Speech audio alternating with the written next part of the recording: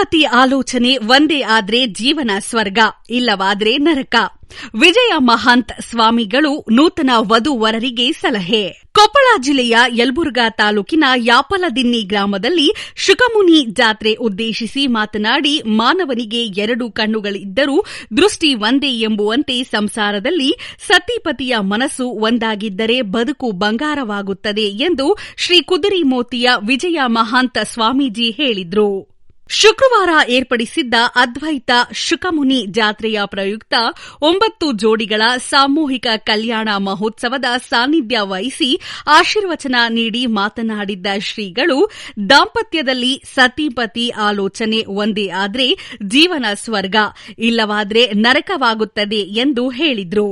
ಧಾರವಾಡ ಜಿಲ್ಲೆಯ ದುಮ್ಮವಾಡ ಸರ್ಪಭೂಷಣ ದೇವರು ಮಾತನಾಡಿ, ಸ್ವರ್ಗ ನರಕಗಳೆಲ್ಲೂ ಇಲ್ಲ, ಅವು ಮಾನವನ ಹೃದಯ ನಾಲಿಗೆಯಲ್ಲಿವೆ. ಹೃದಯದಲ್ಲಿ ದ್ವೇಷವಿದ್ದರೆ ಬದುಕು ನರಕವಾಗುತ್ತದೆ.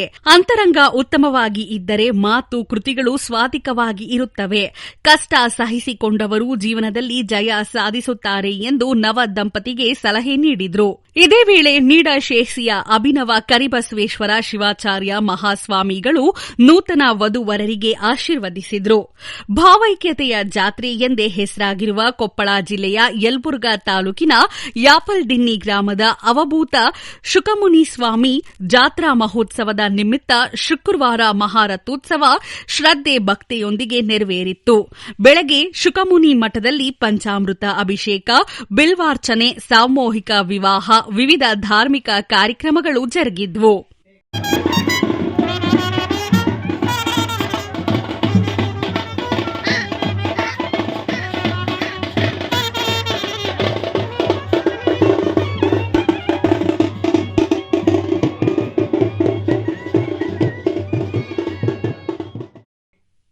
ನಂತರ ರಥಕ್ಕೆ ಹೋಮ, ಪೂಜೆ ಸಾಂಪ್ರದಾಯಿಕವಾಗಿ ನೆರವೇರಿಸಲಾಯಿತು. ಸಂಜೆ ಪಲ್ಲಕ್ಕಿ ಆಗಮನದ ನಂತರ ಉತ್ಸವ ಮೂರ್ತಿ ಇರಿಸಿ ರಥ ಎಳೆಯಲಾಯಿತು.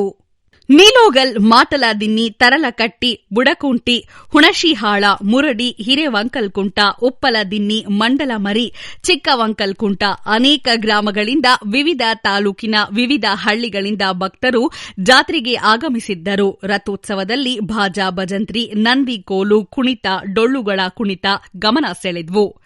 ರಥೋತ್ಸವದಲ್ಲಿ ಅನೇಕ ಭಕ್ತರು ಭಾಗವಹಿಸಿ ಹರಕೆ ತೀರಿಸಿ ಉತ್ತತ್ತಿ, ಬಾಳೆಹಣ್ಣು ಸಮರ್ಪಿಸಿ ಭಕ್ತಿ ಭಾವ ಮೆರೆದರು. ಬೆಳಗ್ಗೆ ಅನೇಕ ಭಕ್ತರು ದೀರ್ಘದಂಡ ನಮಸ್ಕಾರ, ಉರುಳುವ ಸೇವೆ ಸಲ್ಲಿಸಿದ್ದು ಕಂಡುಬಂದಿತ್ತು. ಜಾತ್ರೆಗೆ ಆಗಮಿಸಿದ್ದ ಭಕ್ತರಿಗೆ ಅನ್ನ ಸಂತರ್ಪಣೆ ಏರ್ಪಡಿಸಲಾಯಿತು. ಕಾರ್ಯಕ್ರಮದಲ್ಲಿ ವೇದಮೂರ್ತಿ ಶಿವನಾಗಯ್ಯ ಶಾಸ್ತ್ರಿ ಹಿರೇಮಠ, ರವಿ ಹಿರೇಮಠ, ಶರಣಯ್ಯ ಹಿರೇಮಠ, ಕಳಕಯ್ಯ ಹಿರೇಮಠ, ಕಳಕಯ್ಯ ಬಳ್ಳೋಳಿ ಸೇರಿದಂತೆ ಗ್ರಾಮದ ಹಿರಿಯರು, ಯುವಕರು, ಮಹಿಳೆಯರು ಸೇರಿದಂತೆ ಮತ್ತಿತರರು ಪಾಲ್ಗೊಂಡಿದ್ದರು. ವರದಿ ಶ್ರೀಕಾಂತ್ ಗೌಡ, ಮಾಲಿ ಪಾಟೀಲ್, ಚಾಣಕ್ಯ ನ್ಯೂಸ್ ಎಕ್ಸ್‌ಪ್ರೆಸ್, ಕೊಪ್ಪಳ.